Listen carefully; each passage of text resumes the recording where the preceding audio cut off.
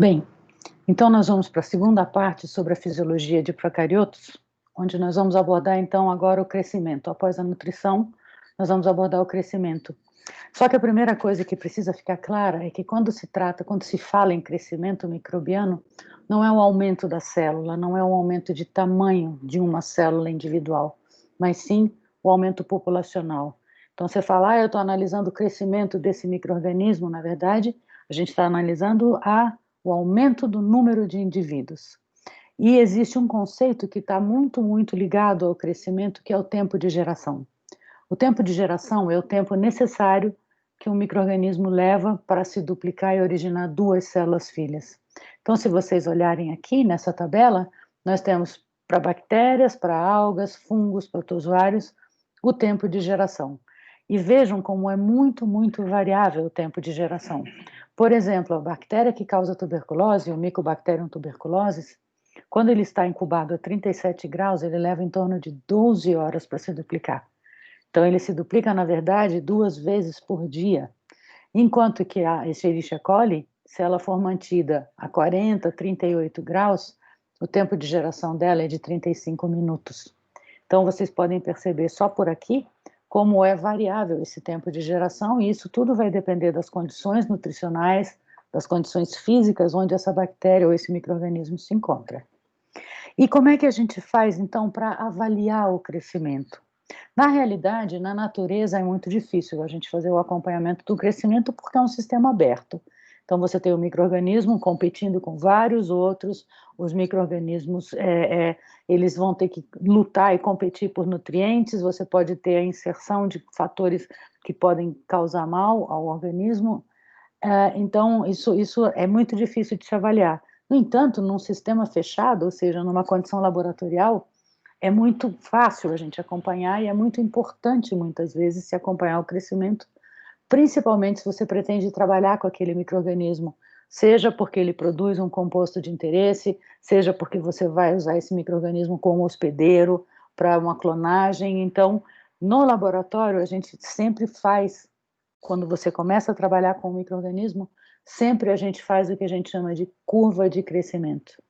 Então, esse gráfico é um gráfico que representa uma curva de crescimento real feita no laboratório, tá? Mas sempre vocês devem lembrar que essa curva vale para um sistema fechado, ou seja, um sistema onde nada entra, nada sai. Então, você não vai adicionar mais nutrientes, você não vai retirar nenhum produto metabólico final. Então, é um sistema completamente fechado. E, a partir do momento que os micro-organismos, eles se duplicam numa progressão geométrica, ou seja, uma célula origina duas originam 4, 8, 16 e assim sucessivamente, na hora que a gente faz um gráfico de uma curva de crescimento, é melhor a gente plotar sempre o log do número de células, porque fica mais fácil a visualização, e o tempo que vai depender do micro-organismo em questão. Essa curva foi feita por mim e por meus alunos no laboratório quando a gente trabalhava com coli. Então a gente fez realmente em horas, a cada meia hora a gente colhia um ponto para preparar a nossa curva.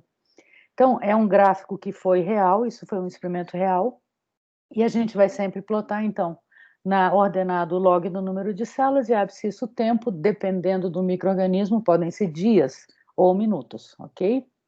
O importante a gente observar é que essa curva, ela é uma curva que a gente pode dividir em fases que didaticamente são interessantes para a gente explicar o que será que está acontecendo com a nossa população. Então vejam, aqui deveria ter um tracejado, que eu peço desculpas que não tem, aqui um tracejado, e nessa etapa também um tracejado. Vejam, a curva de crescimento, então, ela pode ser dividida em 4 fases. Uma fase que é chamada de fase inicial ou fase lag, uma segunda fase que é uma fase de crescimento exponencial ou logarítmica, uma terceira fase denominada fase estacionária e a quarta fase que é a fase de declínio. E o que a gente observa nessa curva?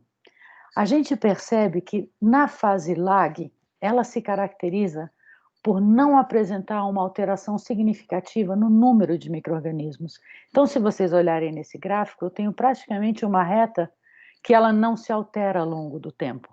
Por outro lado, vejam o que acontece na fase log, logarítmica ou exponencial. Se essa fase terminasse aqui, A gente teria mais ou menos um intervalo de tempo semelhante entre a lag e a log. Mas olhem o que acontece em termos de crescimento. Eu tenho uma explosão de crescimento. Na estacionária, eu tenho novamente um platô. E o declínio, como o nome diz, eu vou ter uma redução do número de células. Mas o que está acontecendo com a cultura nessas diferentes fases? Quando a gente pega um micro-organismo da natureza ou de algum lugar, ou de um indivíduo, e põe esse micro-organismo no meio de cultura, como a gente discutiu na aula passada, e começa a fazer o acompanhamento do crescimento, o que acontece nessa fase lag? A fase lag é muitas vezes chamada de fase de adaptação. Por quê? Porque muitas vezes o micro-organismo se encontrava no meio com condições nutricionais diferentes, com condições físicas diferentes, temperatura, por exemplo, diferente. Então, é um momento onde as células elas estão reconhecendo o meio onde elas se encontram e, a partir desse reconhecimento, elas vão ativar a expressão de, eventualmente, de alguns genes para quê? Para que esses genes gerem as proteínas necessárias para absorver esses nutrientes. Então, enzimas necessárias para degradar esses nutrientes, proteínas que vão auxiliar, então, na absorção desse nutriente. Então, vejam, apesar de ser uma fase onde eu não tenho aumento do número expressivo de células, é uma fase onde as células estão ativamente metabolizando. Elas estão, nesse momento, percebendo a condição onde elas estão transcrevendo genes, traduzindo, produzindo proteínas, reconhecendo esse ambiente, começando a pegar as macromoléculas que estão fora, botar essas macromoléculas depois de clivadas para dentro, para começar então a transformar esses compostos nas suas macromoléculas, nos seus lipídios, nas suas proteínas e assim sucessivamente. Então é uma fase de intensa atividade, embora não haja um crescimento expressivo, numericamente falando. Já a fase log, a gente tem agora uma condição onde as células se encontram perfeitamente adaptadas, num meio riquíssimo em nutrientes, a princípio uma condição bastante favorável de temperatura, de oxigênio, de pH, seja do que for. Então não há nada, a princípio, que bloqueie e que dificulte esse crescimento. Então o que nós temos aqui? Nós temos uma duplicação rapidíssima dessas células. Elas estão se duplicando, duplicando, e por isso essa explosão de crescimento. Após um determinado tempo, vai depender do micro-organismo, a gente volta a perceber um platô na curva, que é a chamada fase estacionária. O que caracteriza essa fase? Essa fase a gente não tem novamente um crescimento expressivo, por quê? Porque há um equilíbrio entre o número de células que estão se duplicando e o número de células que estão morrendo. E por que isso acontece? Porque, na verdade, os nutrientes começaram a ficar mais escassos e, mais do que isso, essas células que se duplicaram ativamente, elas estão metabolizando, estão se nutrindo, mas a gente sabe que nem todo nutriente é utilizado completamente. Então, muitos produtos vão ser lançados nesse meio de cultura como produtos finais de metabolismo. Por exemplo, se eu tiver açúcares, muitos açúcares podem ser fermentados, podem ser convertidos a ácidos, e esses ácidos não vão ser utilizados pelos micro-organismos. Eles simplesmente lançam esses ácidos para fora, para o meio de cultura. Então, a condição global do meio de cultura começa a ficar bastante desfavorável. E é exatamente por isso que eu tenho agora um equilíbrio entre o número de células que está se duplicando ainda e células que estão morrendo. Na fase exponencial, eu tenho células morrendo? Tenho. Só que o número de células que se duplica é muito maior do que o número de células que está morrendo. Finalmente, a curva termina na fase de declínio, que é meramente uma consequência de uma piora desse meio, porque na fase estacionária eu continuo tendo células se duplicando, ou seja, eu continuo tendo células gerando metabólitos, produtos finais de metabolismo eventualmente tóxicos, então a condição ambiental vai ficando cada vez pior e o número de células que morre agora é maior do que o número de células que se duplica. Se a gente não fizer nada com essa cultura, esse gráfico chega até o zero. Eu tenho realmente a extinção das células, a não ser que seja um organismo capaz de esporular. Mas se não for um micro-organismo capaz de esporular, e se eu não pegar uma amostra da cultura, o que vai acontecer? Essa curva vai atingir o zero. Essa curva é muito fácil da gente entender, eu acho que é bastante intuitivo a gente entender o que está acontecendo, mas a pergunta é, como a gente mede crescimento de micro-organismos, como fazer uma curva dessas de crescimento. Existem várias metodologias para se fazer uma medida de crescimento, mas para a curva de crescimento tem uma técnica que é extremamente utilizada, bastante trabalhosa, e é ela que é a metodologia de escolha. Então eu vou mostrar para vocês alguns tipos de metodologias que a gente usa para fazer contagem de micro-organismos. Uma das técnicas, que é uma das técnicas mais práticas, mais fáceis de se usar, mas sujeita a muitos erros, e ela tem várias limitações, é uma técnica que a gente chama de contagem direta. Na contagem direta, o que a gente faz? Nós temos uma lâmina de microscopia, então aqui eu estou tendo uma visão lateral da lâmina. Essa lâmina é uma lâmina escavada, então ela não é uma lâmina reta, como a superfície lisa, como uma lâmina qualquer que a gente faz uma preparação de grão, por exemplo. Ela é uma lâmina que é escavada, e se a gente olhar essa lâmina por cima, a gente vai ver essa imagem daqui. Então, essas são as áreas escavadas que a gente está vendo aqui, e aqui no centro eu tenho, marcado no próprio vidro da lâmina, eu tenho essa grade, eu tenho esse quadriculado aqui. Então, o que vai acontecer? Na verdade, a gente vai ter esse material, aqui está o quadriculado, e essa distância fixa entre a lamínula e esse quadriculado, o tamanho desse quadriculado é definido, e o que a gente faz? Então, eu pego a minha cultura de micro-organismos que estava no meio líquido, venho com uma pipeta, a lamínula não está aqui ainda, eu deposito o material em cima desse quadriculado. O que vai acontecer? Quando eu coloco a lamínula, o excesso de material escorre aqui para os lados, então eu tenho um volume fixo de meio de cultura com células.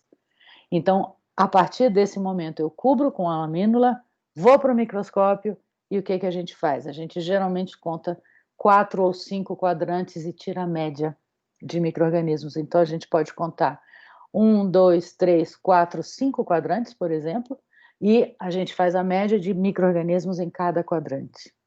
Qual é a vantagem dessa técnica? É uma técnica extremamente fácil, não requer grandes equipamentos. Se tiver a lâmina, a câmara de contagem, aqui está chamada, o nome dessa câmara aqui é Petroff-Hauser, mas a câmara mais conhecida que a gente usa é uma outra, um modelo um pouquinho diferente, chamada câmara de Neubauer. Então, basta você ter uma lâmina dessas e você ter um microscópio. Você pode fazer essa contagem. Então, é muito, muito prático, não requer equipamentos, não requer nada demais de sofisticação. No entanto, essa técnica tem seríssimas limitações, porque, assim, primeiro, eu não consigo distinguir micro-organismos vivos de mortos, a não ser que eles sejam móveis, tá?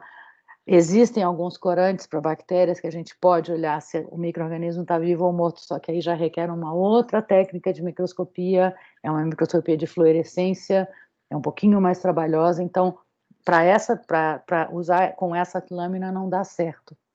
O problema maior que eu vejo é que é uma técnica muito cansativa e o fato de que se eu tiver micro-organismos móveis é um inferno, porque aí a gente tem que colocar gelatina no meio para deixar esse meio mais denso, para evitar e impedir que elas se movimentem.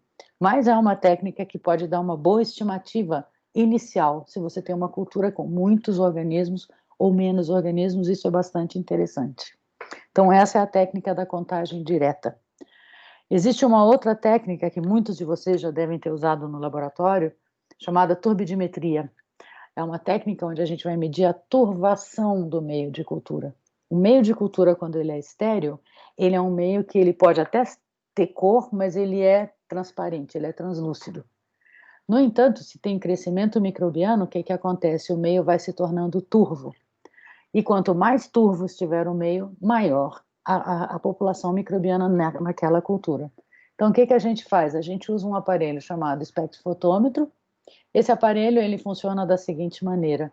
Ele tem uma fonte que emite luz, determinados comprimentos, você pode escolher o comprimento de onda, você coloca o seu material no aparelho e você deixa essa luz atravessar o material. Pois bem, quanto maior for a turvação, mais luz vai ser desviada, tá certo? Ou seja, mais luz vai ser absorvida, tá? E não vai atravessar o seu tubo de ensaio. Então, o que a gente faz é isso, a gente pode medir a absorbância, que é o quanto de luz que foi absorvida pela cultura, que foi desviada e não foi, então, registrada pelo aparelho, porque ela não atravessou. Então, isso chama-se absorbância, ou a gente pode analisar, que é mais raro de se usar, a transmitância, que é quanto de luz foi transmitida, tá? Normalmente se usa a absorbância, quanto de luz foi absorvida ou deixou de atravessar e deixou de chegar lá no registrador do aparelho. É uma medida indireta, de novo, porque, de novo, eu não tenho como diferenciar micro-organismos vivos de mortos, a não ser que a célula morta sofra lise, mas senão você não tem como. E um outro problema é que isso é uma medida totalmente indireta. O que adianta eu dizer para vocês que, olha, eu fiz a absorbância e deu 0,4, o vizinho fez uma absorbância e deu 0,8. Quantas células eu tenho ali? Então, na verdade, essa técnica ela é muito prática se você antes tiver feito uma calibração. Se você antes tiver feito uma curva de crescimento para saber que, olha, quando a turvação deu 0,5, eu tenho X células por ml. Tá? Mas é uma técnica extremamente utilizada, ela é rápida, ela é uma técnica que não destrói o seu material, você pode reaproveitar essa cultura, muitas vezes isso é importante. Na realidade, a técnica que a gente usa de verdade para fazer uma curva padrão, uma curva de crescimento, é a técnica que chama-se contagem de células viáveis, tá? A grosso modo, esse não é o melhor slide, mas ele serve porque eu preciso explicar para vocês, porque é o seguinte, o que a gente faz então? Eu tenho uma cultura, tá? Ela está num frasco, eu posso simplesmente pegar essa cultura e já distribuir em vários tubos, ou não. Ou eu posso, de tempos em tempos, pegar uma pequena alíquota dessa cultura, passar para uma placa de Petri. Então, aqui, na verdade, ele está fazendo uma diluição em série. Imaginem que isso aqui fosse em tubo só, onde eu coloco a mesma quantidade em todos eles. E depois de tempos em tempos, o que eu faço? Então, aqui, no tempo zero, eu peguei, vamos supor, eu pego 1 ml dessa cultura e jogo nesse tubo aqui, que tem 9 ml. Então, eu estou diluindo 10 vezes. Aí eu pego aqui uma alíquota, 1 ml, por exemplo, e ponho nessa placa. Depois de 1 hora, por exemplo, aquela curva que vocês viram foi assim que eu fiz no laboratório. A cada hora a gente fez. Então, depois de 1 hora, o que eu faço? Eu pego uma alíquota daqui, plaqueio. Então, era aqui no tempo 0, aqui no tempo 1 hora, 2 horas, 3, 4, 5 e assim vai. Então, eu colho alíquotas com diferentes tempos de crescimento e coloco, semeio numa placa de Petri. Na verdade, não é em uma só. Na verdade, a gente tem que fazer isso em triplicata. E o que acontece? Quando a cultura fica muito turva, eu sei que eu tenho muitos micro-organismos, então eu não posso simplesmente botar 1 ml dessa cultura que está muito densa e 1 ml dessas que estão bem pouco densas, bem pouco ainda turvas. Por quê? Porque o que eu vou fazer? No dia seguinte eu vou olhar quantas colônias foram formadas. Se cada colônia foi originada a partir de uma célula, então o número de colônias que eu tenho na placa, então, por exemplo, nessa situação aqui, tempo 0, 1 hora, 2 horas. No dia seguinte, quando eu olhei essa placa, tinha 17 colônias. Isso significa que, com 2 horas de crescimento, eu tinha 17 células por ml, porque eu simplesmente semeei 1 ml da cultura. Então, agora eu posso dizer, olha, com 2 horas eu tenho 17 células. Só que por que eu tenho que fazer isso em triplicata? Porque a chance de erro é muito grande. E qual é a outra limitação dessa técnica? É que chega uma hora que a turvação vai ficando muito intensa e se eu plaquear 1 ml direto, acontece isso aqui. Eu tenho um número muito grande de colônias que eu não consigo contar. Então, o que a gente tem que fazer? Ao longo do tempo, na hora que você começa a observar que seu tubo está muito turvo, você fala, não, eu vou pegar 1 ml, só que eu vou diluir 10 vezes e vou plaquear. Se vocês imaginarem essa imagem rebatida, tá a nossa curva de crescimento. Se vocês imaginarem essas imagens aqui, agora rebatam isso para o lado de cá, o que vocês vão ver? Eu tenho um aumento do número de colônias, de repente eu vou começar a ter um número estável de colônias e essas colônias vão começar a diminuir. Está feita a nossa curva de crescimento. Então, assim a gente consegue acompanhar e fazer a curva. Claro que, por exemplo, na turbidimetria, que eu vou fazer? Ao mesmo tempo que eu estou pegando esses tubos aqui e usando 1 ml para plaquear, eu venho com esses tubos aqui e ponho no aparelho, no espectrofotômetro. Por quê? Porque aí eu posso dizer, olha, aqui eu tinha 0,02 de absorbância, aqui eu tinha 0,1 de absorbância. Agora eu sei que 0,1 de absorbância são 17 colônias, ou seja, são 17 unidades formadoras de colônia que a gente fala, não fala 17 células. Então eu tinha 17 micro-organismos por ml quando a minha absorbância foi, por exemplo, 0,1. Tá? Então, essa é a forma que a gente tem de fazer uma curva de crescimento. Se você faz isso uma vez, você pode correlacionar a curva de crescimento com várias outras análises, além da turbidimetria. Você pode, por exemplo, fazer o peso seco da cultura, o peso úmido da cultura. Eu posso pegar essa cultura daqui, esse tubo daqui, passar num filtro, tá? Deixar o líquido todo escorrer e pesar. Isso pode pesar X microgramas. Ah, X microgramas isso equivale a 160 células por ml. Então, essa técnica, uma vez ela tem que ser feita, porque é assim que você tem como quantificar. Todas essas outras atividades, por exemplo, eu posso medir, quanto de glicose foi consumido, quanto de nitrato está sendo produzido, ótimo, mas eu preciso ter um número de células, ok? Então, isso é uma das técnicas mais utilizadas para fazer a curva de crescimento.